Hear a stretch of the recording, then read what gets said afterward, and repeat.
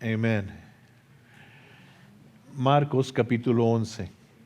Now, déjenme decirles algo para que piensen un poco en esta escena. ¿Ok?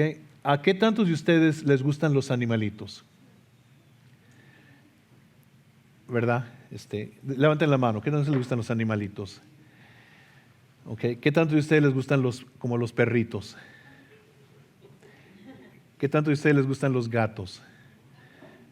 Hay que orar por liberación por ustedes, ¿verdad? Pero vamos a suponer esto. Te traen a tu casa una ovejita. Y el mandamiento de Dios es que ibas a tomar esta ovejita y iba a vivir contigo en la casa como si fuera un miembro de la familia. Va a comer contigo, va a dormir contigo, va a estar contigo en la casa. Tú tienes niños. ¿Qué creen que va a empezar a suceder entre la ovejita y los niños? Se van a empezar a ingrir con la ovejita, ¿verdad? La mamá se va a empezar a ingrir con la ovejita, ¿verdad? Y te empiezas a encariñar con estos animalitos y entonces algo que Dios había dicho tocante la Pascua era que el día 10 del mes de Abib, que para nosotros sería como abril, es cuando ibas a escoger la oveja de la Pascua. Y le ibas a traer contigo a tu casa, iba a comer contigo, iba a dormir contigo. Y luego al día 14 del mes de Abib, después de 4 días, la ibas a matar. Imagínense los niños, la mamá que se ha encariñado con el animalito, o quizás hasta el papá, a lo mejor ya le pusieron nombre. A lo mejor juegan con ellos, el animalito corre atrás de ellos y ellos atrás del animalito y el animalito se ingre con ellos y ellos con la ovejita. Y luego después, el día 14 en la mañana, tú tienes que tomar la ovejita y la tienes que matar. Los niños van a empezar a llorar. A lo mejor la mamá te dice que no hay otra forma de que puedas hacerlo. No hay. ¿Por qué no escoges otra oveja? No, es que Dios nos mandó que es esta oveja, la que habíamos escogido el día 10. Y entonces cuando matan a la ovejita de la Pascua, le duele a la familia. Y el padre de la familia les tiene que explicar a la familia, si no matamos a la ovejita y ponemos su sangre sobre los postes y el dintel de la puerta, el ángel de la muerte va a entrar y va a matar a todo primogénito. Si queremos vivir, la oveja tiene que morir. ¿Sí me entiende? Entonces, este era el mandamiento de Dios por la oveja de la Pascua, para que cuando el pueblo, la familia, porque era una oveja por familia, y si la familia era muy pequeña, invitaban a sus vecinos que vinieran a comer con ellos la Pascua, la ovejita que habían matado. Y entonces la idea era que te doliera, que le doliera al pueblo de Israel la muerte de este animalito inocente que estaba muriendo para que ellos vivieran.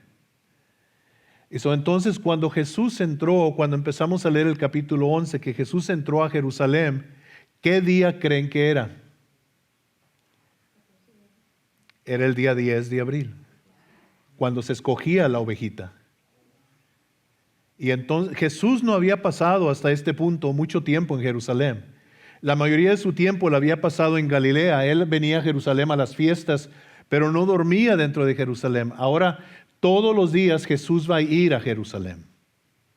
Y verdad, ya vimos el primer día, el domingo, cuando Él fue y luego salió. Vimos el lunes también cuando Él fue y salió. Y entonces hoy vamos a ver el martes, porque el martes va a ser aquí en el Evangelio según San Marcos uno de los días más intensos. Lo que nos ha relatado la historia hasta aquí, Jesús entra y hace unas cosas, pero ahora aquí, este martes, va a ponerse más intenso todo. Pero la idea aquí es que el pueblo de Jerusalén se encariñe con Jesús, que lo oiga, que lo escuche, que vea sus milagros.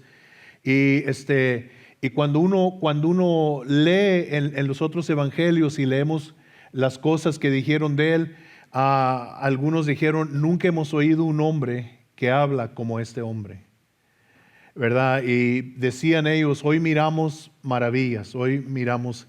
Y entonces el pueblo se encariña con Jesús, pero en unos días, este es martes, el jueves va a morir.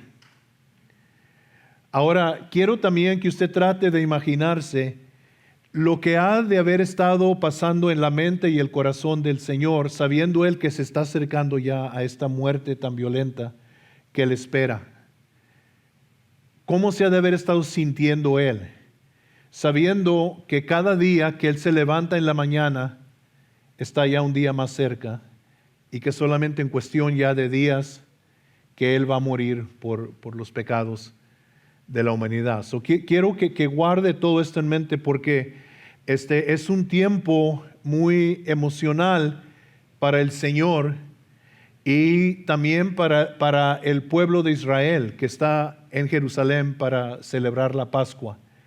Guarde en mente que estamos hablando de miles de años de profecía que ahora se están cumpliendo y se van a cumplir en estas horas, en estos días que vienen. Es un tiempo donde si podría decirle, creo yo, hay mucha actividad angelical, porque siempre que hay actividad profética hay actividad angelical. Creo también que había mucha actividad demoníaca. Y entonces hay una guerra espiritual muy fuerte que se está desenvolviendo aquí en lo que está pasando. Jesús maldijo la higuera. ¿Se acuerdan? Va entrando a Jerusalén, va y busca fruto en la higuera, la maldijo y luego después entra al templo y limpia el templo. ¿Se acuerdan de los que estaban vendiendo? Esto lo hablamos la semana pasada y les voltea las mesas y todo lo demás que hace.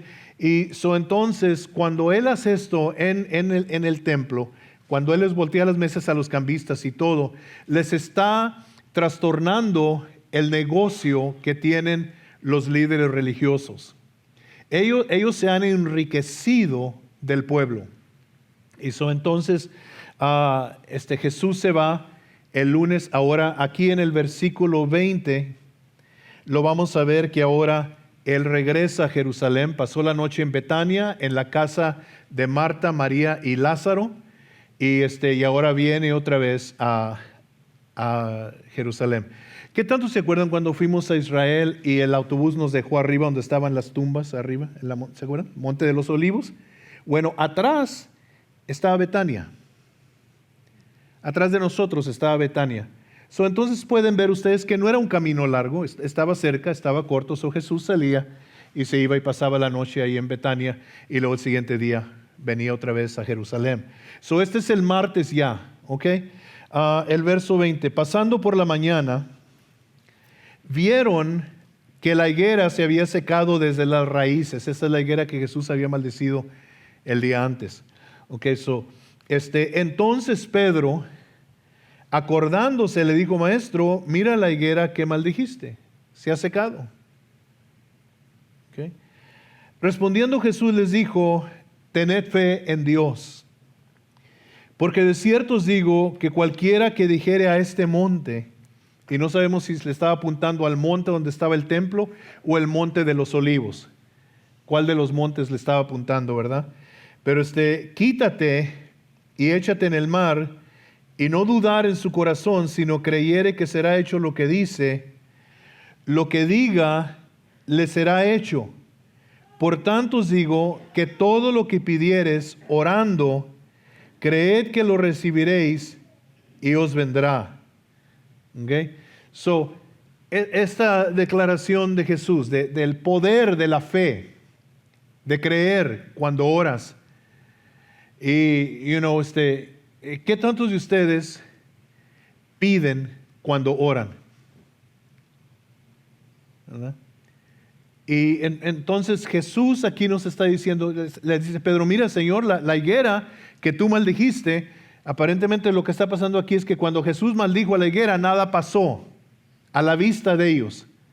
Pero ahora que regresan, la ve que la higuera está seca desde la raíz y a lo mejor los discípulos habían pensado y dicho, pues no pasó nada, ¿verdad? Aunque los otros evangelios nos ponen en un poquito de aprieto porque ellos dicen que al instante se secó la higuera. No, puede ser que al instante se secó, pero no se miraba a la vista, y a lo mejor ellos lo miraron hasta después, no sé. Pero aquí parece que nada había pasado, pero Jesús sabía que la higuera se iba a secar cuando Él la maldijo. Y entonces cuando ellos lo ven, dicen, mira, la higuera que tú maldijiste se secó desde la raíz. Y como que Jesús le dice, claro que sí, pues la maldije. Y no, claro que sí, yo maldije la higuera. No podría suceder ninguna otra cosa más que secarse porque yo la maldije y estaba seca desde las raíces. Y entonces les dice a los discípulos, ustedes pueden tener la misma fe. Ustedes pueden tener la misma fe. Pero la fe, este es donde a veces tenemos problemas, que la fe a veces la ponemos en nosotros. Y Jesús no dijo eso, dijo tener fe en Dios, no en ti mismo. Porque si quitas la mirada de Dios y la pones en ti mismo, tú nunca vas a sentir que eres digno o que mereces o que tienes la fe suficiente, porque nadie conoce tus fallas mejor que tú. Tú conoces tus fallas, yo conozco las fallas mías. Y si yo voy a suponer que Dios va a contestar mi oración por las cualidades mías, en lugar de por la fidelidad de Él, de lo que Él promete y Él cumple, yo nunca voy a recibir nada. La cosa es agarrarte de lo que Dios dijo, agarrarte de lo que Él dijo en su palabra y empezar a confesar su palabra y creerla en tu corazón. Y entonces Jesús dijo, les dice a sus discípulos, ¿verdad? Tengan fe en Dios. Si ustedes tienen fe en Dios, pueden mover montañas con su fe. Y nada hay imposible para el que cree.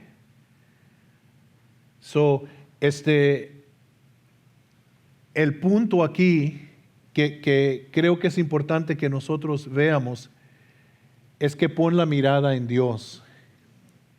Llena tu mente y tu corazón de las promesas que Dios da en su palabra. Sería bueno para nosotros como cristianos, en un momento de crisis. Por ejemplo, vamos a suponer que yo tengo una necesidad económica tan grande que no hay, yo sé que el dinero simplemente no está ahí, pero entonces yo me voy a la palabra de Dios y empiezo a buscar versos donde Dios promete que va a suplir mis necesidades y que Dios bendice, y entonces comienzo a subrayar todas estas promesas y las comienzo a citar y las comienzo yo a meter en mi corazón y las comienzo a confesar. Mi mente, mi corazón se va a llenar de fe. Si estoy enfermo y me dan un prognosis negativo, entonces yo voy a la palabra y empiezo a subrayar los versos de sanidad donde Dios promete sanar las enfermedades de su pueblo. Desde el Antiguo Testamento, cuando se revela a Israel, Él le dice, yo soy Jehová Rafa, el Dios que te sana.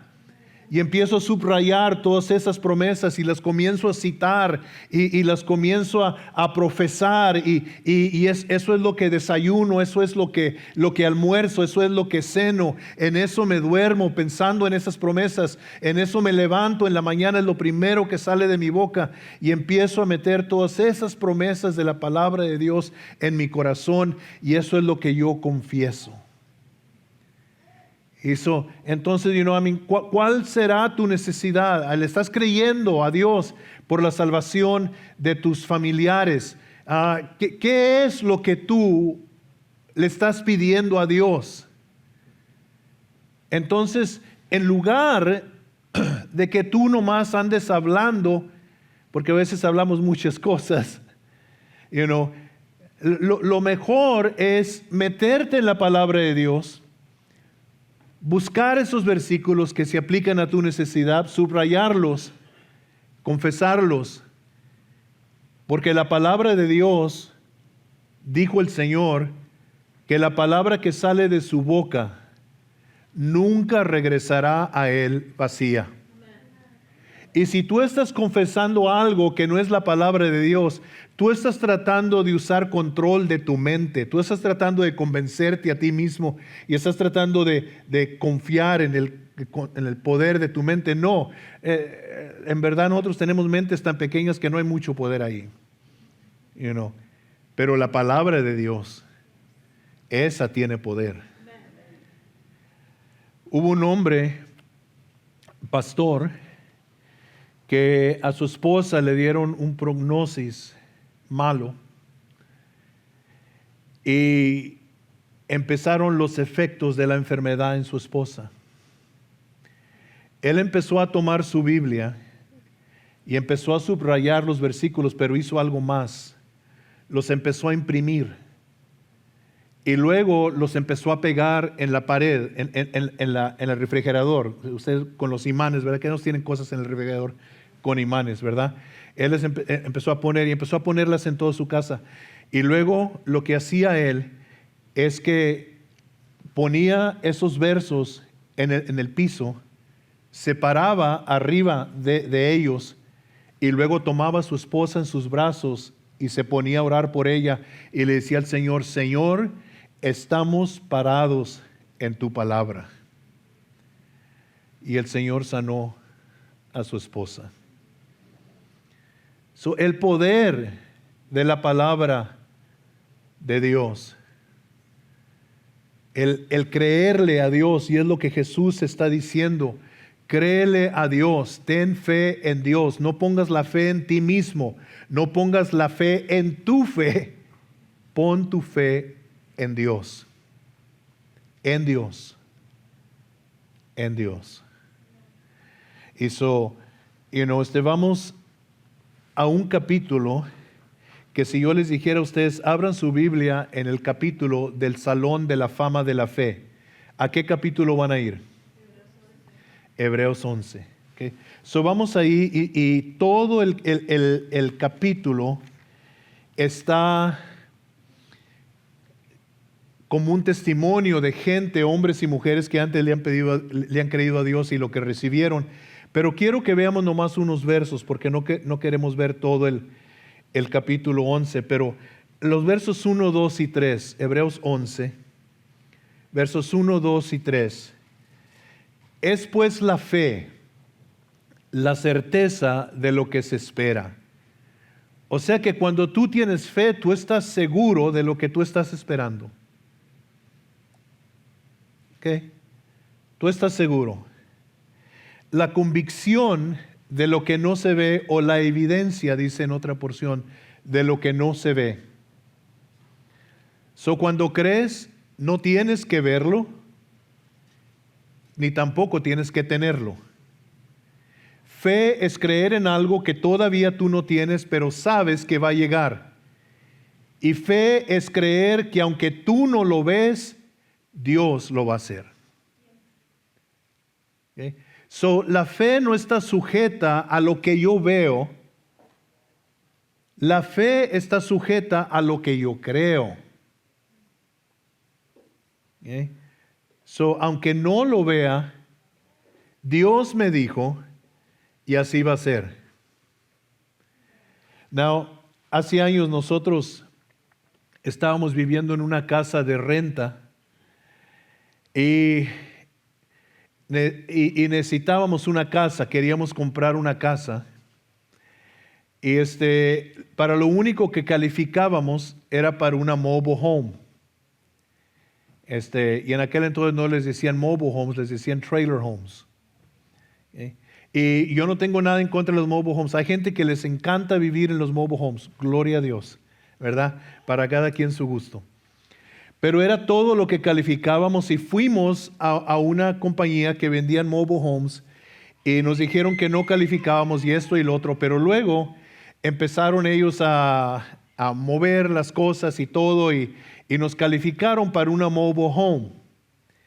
Y entonces yo estaba hablando con mi pastor por teléfono, el hermano Crescencio Méndez, y el hermano Méndez le dije, hermano, fíjese que vamos a comprar una casa, vamos a comprar una mobile home, y el hermano Méndez me dijo, no, hermano Aranda, dijo, el Señor tiene algo mejor para ustedes. Y entonces fui con el hombre de la mobile home y cancelé la orden de la mobile home, y el hombre me dijo, mira, tú no calificas para nada, tú vas a regresar a mí rogándome que yo te venda esta casa. Y me fui. Y entonces nuestro pastor comenzó a buscar la casa que estábamos rentando, la habían vendido. Los nuevos dueños llegaban a la hora que ellos querían, empezaban a meter cosas a la casa, no respetaban que ahí estábamos rentando todavía nosotros y no se cumplía. Y entonces faltaban días para que nosotros nos saliéramos de la casa, que ya nos teníamos que salir y no teníamos dónde ir. Y le dije a mi esposa, le dije, Nina, hemos sido fiel a Dios con nuestros diezmos, hemos sido fiel con nuestras ofrendas. Siempre que Dios nos ha pedido algo, lo hemos dado y Dios no me va a defraudar porque así lo promete Él. Entonces me habló el pastor, nos llamó el pastor y nos dijo, hay una casa, quiero que vayan a verla. Fuimos a verla y entonces aplicamos para la casa, pasamos el crédito, nos vendieron la casa. El día que tuvimos que desocupar la casa de renta, ese día se aprobó el contrato por la casa y literalmente nos salimos de la casa de renta y nos metimos a la casa que Dios nos había dado. Yo le puedo decir por experiencia propia, y ese es solamente un testimonio, que Dios es fiel a sus promesas, porque Dios promete, y el único lugar en la Biblia donde Dios dice, pruébame en esto, es cuando habla del diezmo. Y fue lo que nosotros probamos a Dios. Señor, tú dijiste en tu palabra, nosotros hemos sido fieles a lo que tú has pedido de nosotros. Ahora tú no nos vas a dejar en la calle. Y no nos dejó en la calle. Entramos a nuestra primer casa. Entonces aquí la Biblia está diciendo, la fe es algo que tú esperas que va a venir porque Dios lo prometió y no lo tienes que ver. Hay una convicción en tu corazón. No lo veo todavía, pero yo sé. Now, yo le voy a demostrar a usted que usted tiene más fe de la que usted cree. ¿Ok? ¿Qué tantos creen que Cristo murió en la cruz? ¿Lo creen que Cristo murió en la cruz por sus pecados? ¿Lo vieron? ¿Estuvieron ahí? ¿Y lo creen? Come on, ¿qué clase de gente son ustedes? ¿Que han creyendo algo que ni vieron, que nomás leyeron en un libro? ¿Lo creen? Claro que sí lo creen. Y Jesús dijo, son bienaventurados los que sin ver creen. Amén. Tú tienes más fe de lo que tú crees. ¿Ve? Ahora, ¿qué tantos creen que Jesús va a regresar por su iglesia? ¿Qué tantos creen? ¿De veras lo cree? No, come on. Hace 2000 años que lo están esperando. ¿Sabe usted que tantas generaciones de cristianos han dicho que Cristo viene, que Cristo viene, que Cristo viene y no viene? ¿Usted lo cree que Cristo viene? Eso es fe. No lo has visto, pero lo estás esperando. Y has puesto toda la confianza de tu vida en ello. Si crees en eso de la palabra de Dios, cuando leas y encuentres promesas de Dios en su palabra, pon tu fe en ellas. Pon tu fe en ellas. Okay? El verso 2 y el verso 3 aquí de Hebreos 11 dice, porque por ella, o sea, por la fe, alcanzaron buen testimonio los antiguos. Por la fe entendemos haber sido constituido el universo por la palabra de Dios, de modo que lo que se ve fue hecho de lo que no se veía. ¿Qué versículo, no? Tú ves los planetas, ves las estrellas, ves los árboles, ves todo lo que existe. No existía más que en la mente de Dios.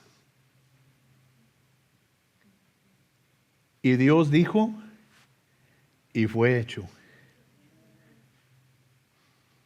Y si usted supiera cómo Dios diseñó este universo, si usted estudiara, si tomara un tiempo y estudiara, se diera cuenta que la luna está colocada exactamente a la distancia perfecta de la Tierra. Si la luna estuviera más cerca o más lejos, nomás un poquito, afectaría la vida aquí en la Tierra. Si usted supiera cómo está, Dios lo hizo todo de lo que no se veía. Now, brinque al verso 6. Dice, porque sin fe es imposible agradar a Dios. Porque es necesario que el que se acerca a Dios crea que le hay y que es galardonador de los que le buscan. Vamos a ponernos un ratito nomás ahí. Me gustan a mí las palabras que la Biblia usa. Siempre pone una palabra ahí con una razón. ¿Por qué hay que buscar a Dios? ¿Acaso está perdido? Pero le voy a decir algo. Hay cosas que Dios esconde de Él. Buscar a Dios es querer descubrir más de Él, más de sus promesas, más de su bendición. Jacob, cuando luchó con el ángel, ¿se acuerdan? Que estaba Jacob luchando con un ángel y el ángel le dijo, déjame ir. Y le dijo, yo no te dejo ir hasta que no me bendigas. Y el ángel le tocó el muslo, el hip, y se lo descoyuntó. Imagínense lo doloroso que ha de haber sido eso. Y la Biblia dice en el libro de Oseas que Jacob agarró el ángel y empezaron a revolcarse en la tierra. Y el ángel le decía, déjame ir. Y Jacob agarrado del ángel llorando. La Biblia dice que estaba llorando, diciéndole, no te suelto hasta que no me bendigas. Now, déjeme decirle algo. Quiero que me escuche, por favor. Jacob estaba bendecido. ¿Ok? ¿Se acuerda que su padre Isaac le había dado la bendición? ¿Se acuerdan que le compró la primogenitura? No se la robó, se la compró a su hermano Esaú. ¿Se acuerdan? Este era un hombre bendecido. Entonces, ¿por qué le dice al ángel, no te suelto hasta que no me bendigas? Jacob, eres un avaro. Ya tienes la bendición de tu padre que Dios le dio a Abraham y luego se le pasó a Isaac tu padre y tu padre te la dio a ti y ya tienes la primogenitura que le compraste a tu hermano. ¿Qué más quieres? Y Jacob decía, yo quiero más.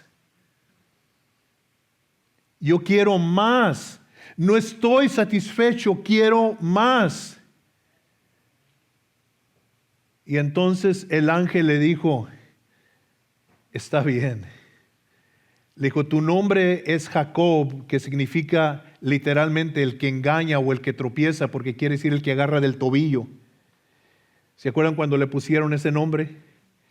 Porque sacaron a su hermano Esaú y cuando lo sacaron del vientre, el niño Jacob lo traía agarrado del tobillo y cuando sacaron a Esaú, lo sacaron a él también.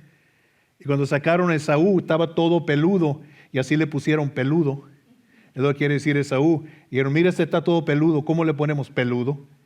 Y este otro, ¿cómo le ponemos? El que pesca el tobillo, porque lo pescó del tobillo y lo sacó. La palabra significa engañador o el que tropieza. Desde niño en el vientre de su madre, Jacob quería la bendición. Estaban peleándose los dos en el vientre para ver cuál nacía primero, porque el que nacía primero recibía doble bendición. Y Jacob era más pequeño desde el vientre que su hermano Esaú, que estaba más grande, pero de todos modos, y entonces, ya que tiene él estas bendiciones, ¿por qué ahora está luchando con el ángel y le dice, quiero más? Y el ángel dijo, ya no te vas a llamar Jacob, ahora te vas a llamar Israel, príncipe de Dios, porque luchaste con Dios y venciste. Es necesario, es menester que los que buscan a Dios crean que le hay y que es galardonador. Now, este es el error que tú y yo cometemos. El error que cometemos es que Dios nos dio ya lo que nos va a dar y no nos va a dar más. Nunca, nunca, nunca, nunca debemos de pensar así. Nunca. Dios tiene más que enseñarnos de Él. Dios tiene más que revelarnos de Él. Tiene lugares donde llevarnos espiritualmente que nunca hemos ido, enseñarnos cosas que nunca hemos oído. Yo no sé qué tantas veces que he estado orando y el Señor me dice, Esteban, abre tu Biblia y leo versículos que ya conozco y me dice el Señor, ¿entiendes lo que lees? Y le digo, pues sí, Señor, pero ¿qué me quieres decir? Y me dice, déjame enseñarte algo que tú nunca has visto. Y me enseña Dios cosas que yo nunca he visto en la Escritura,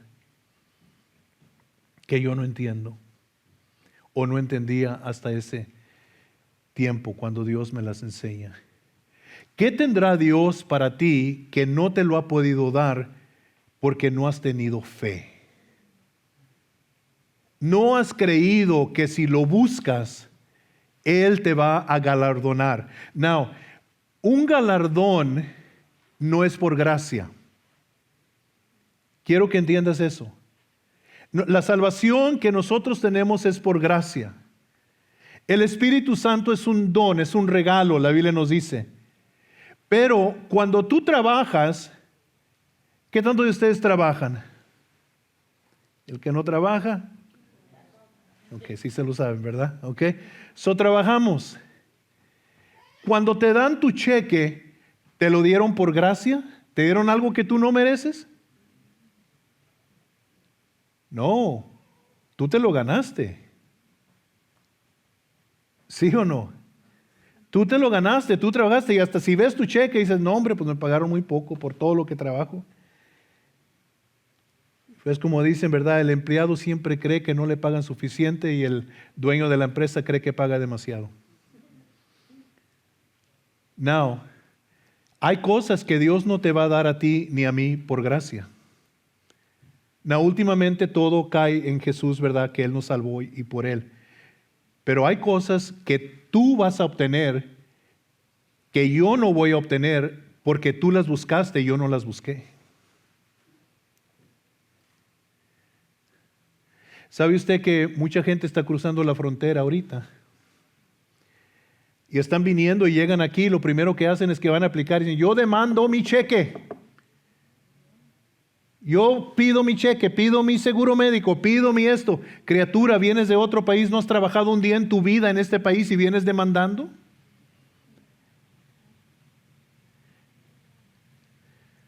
Porque creen que es por gracia, que se les da algo por lo cual ellos no trabajaron. Pero Dios es justo y hay cosas en el reino de Dios que Dios le da a personas que no le da a otras personas porque las personas lo buscaron y las otras no lo buscaron. Entonces aquí este verso nos dice que Dios es galardonador. Galardonador quiere decir que eso es algo que se paga a la persona que se lo ganó, de los que le buscan. Si usted quiere ver el crecimiento, el desarrollo entre un cristiano y otro cristiano, sí, los dos son salvos, los dos van al cielo, los dos han puesto su fe en Jesús, pero uno de ellos parece que como que empieza a crecer y te empieza a platicar cosas que Dios le enseñó y te empieza a platicar experiencias y te empieza a decir cosas y tú estás acá y dices, ¿y a mí por qué no, Señor? Y el Señor, porque aquel me buscó y tú no. Entonces, sin fe es imposible agradar a Dios, porque es necesario que el que se acerca a Dios crea que le hay y que es galardonador de los que le buscan. ¿Qué tantos de ustedes quieren más de Dios? Sean sinceros. Ok. Te voy a decir cómo viene. Lo primero que tienes que hacer es que tienes que parar todo el ruido. Tienes que buscar un lugar donde tú estés solo o sola con Dios. Tienes que empezar a llevar una vida donde tú pasas tiempo solo o sola con Dios. Vas a tener que hacer un lado las voces, vas a tener que separar un tiempo de calidad, apagar tu celular a solo que quieras estar escuchando música, pero a veces hasta la música estorba. A veces cuando tú quieres hablar con Dios, sabes que estoy orando que hasta la música la apago porque me es una distracción y no puedo oír claramente lo que el Señor me está enseñando. Y tengo que llevar esta palabra conmigo porque muchas veces Dios me dice, abre tu Biblia, Esteban. Ábrela aquí, lee esto. ¿Ve? Y entonces acercarse a Dios, buscar a Dios. Y eso es lo que hace la diferencia. Quiero animarte porque según el texto hay cosas que Dios tiene para ti que todavía no te ha dado. ¿Ok? Y lo más lindo es esto, que lo más que Dios te dé, lo más que tú quieres, y lo más que tú quieres, lo más que Dios te da, y lo más que Dios te da, lo más que tú quieres, y lo más que tú quieres, lo más que Dios te da, y lo más que Dios te da, lo más que tú quieres, y lo más que tú quieres, lo más que Dios te da. Y es un círculo que no se acaba porque Dios despierta en ti un hambre. Amén. Hermanos, el apóstol Pablo fue arrebatado al tercer cielo, al paraíso de Dios, y vio cosas que no se podían describir con el vocabulario humano, nos dice en 2 Corintios capítulo 12. Y luego Pablo dice, yo mismo corro hacia la meta, no pretendiendo que ya lo alcancé. O sea, él está diciendo, hay más, hay más, hay más, hay más, hay más. Y es el apóstol Pablo, escribió la tercera parte del Nuevo Testamento. Y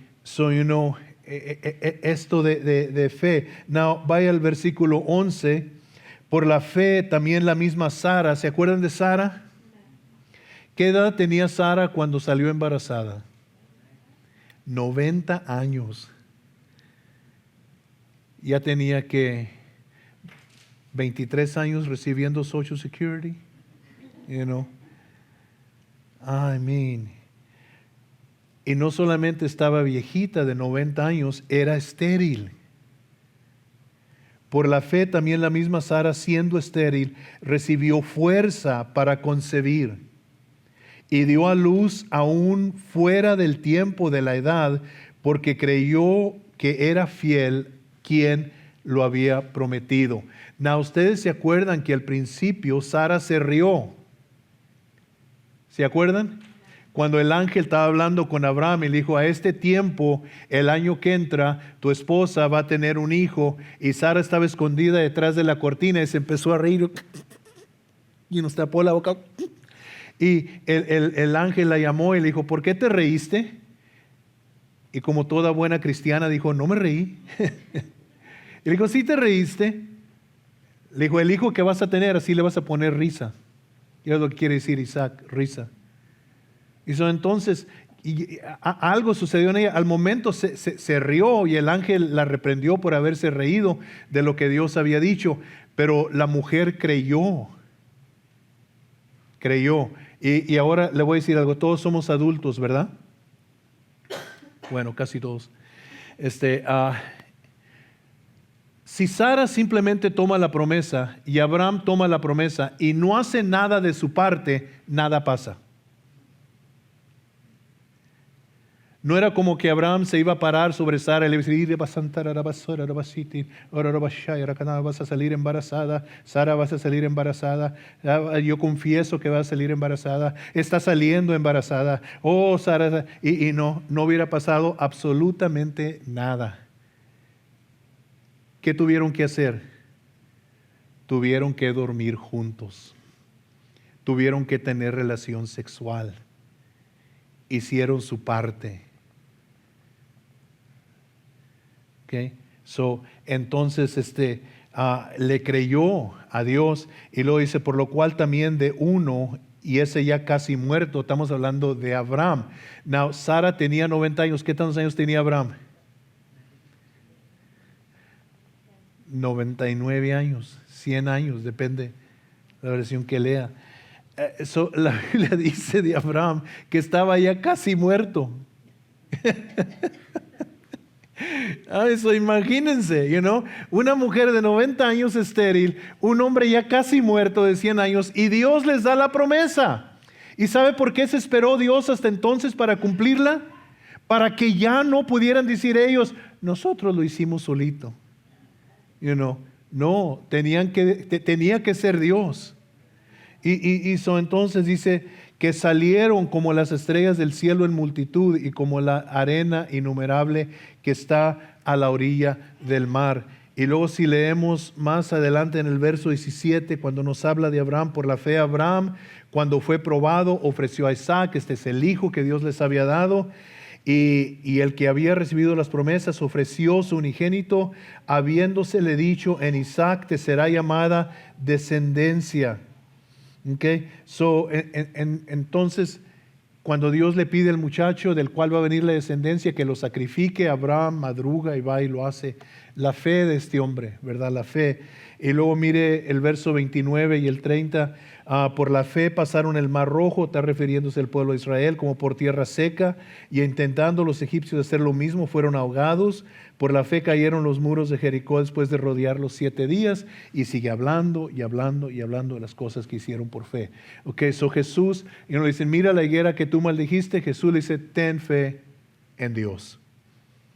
Ok, entonces, el poder de la fe, de creerle a Dios.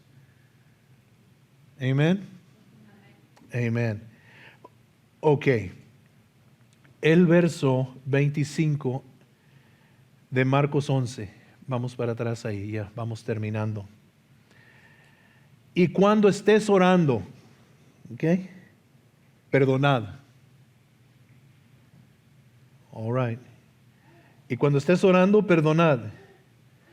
Si tenéis algo contra alguno, para que también vuestro Padre que está en los cielos os perdone a vosotros vuestras ofensas.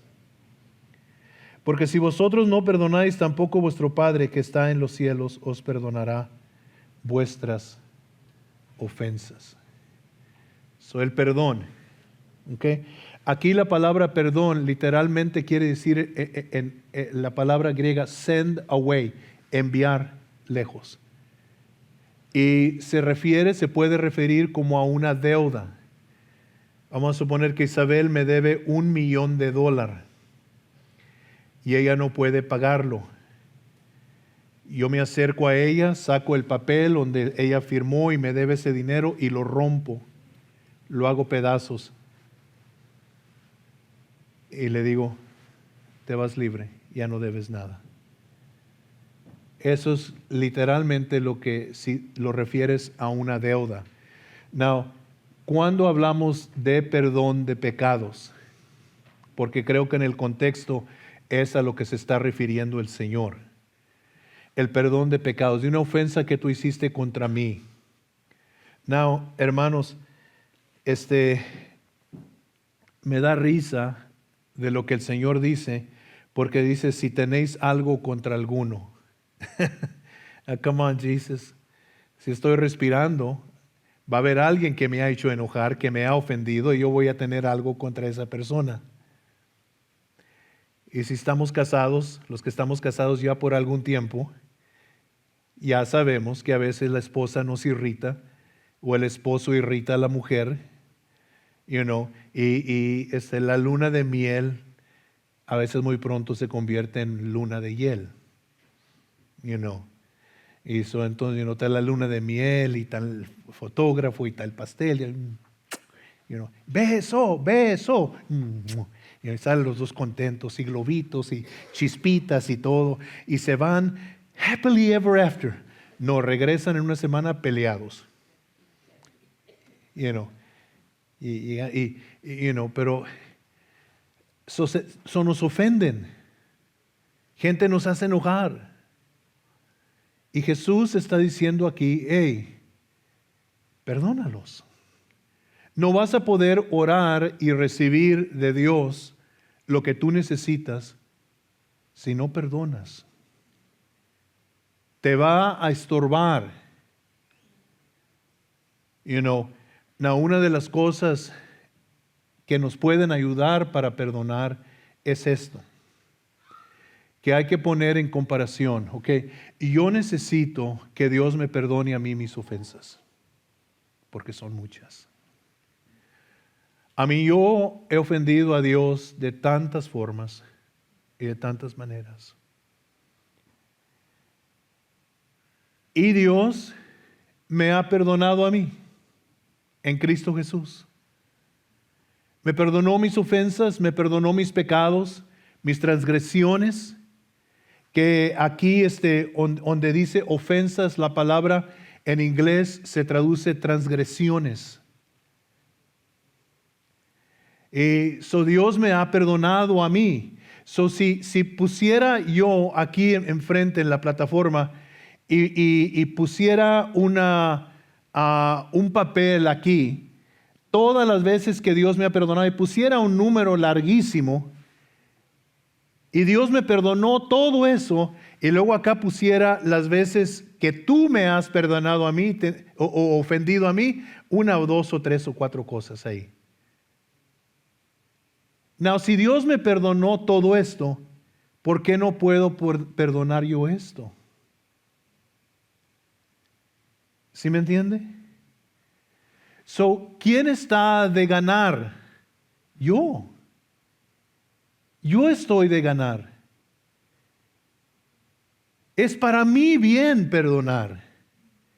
Nosotros a veces no queremos perdonar a la persona porque creemos que le estamos haciendo un bien y que los estamos dejando que se escapen con el daño que hicieron, y a lo mejor nos rayaron el disco o nos hicieron algo y no, si lo perdono, se está escapando con lo que él hizo. No, nunca. Dios es justo. Dios está en el cielo, Él está mirando, Él sabe hacer justicia. Y créame, déjeme decirle que usted no quiere ver la justicia de Dios.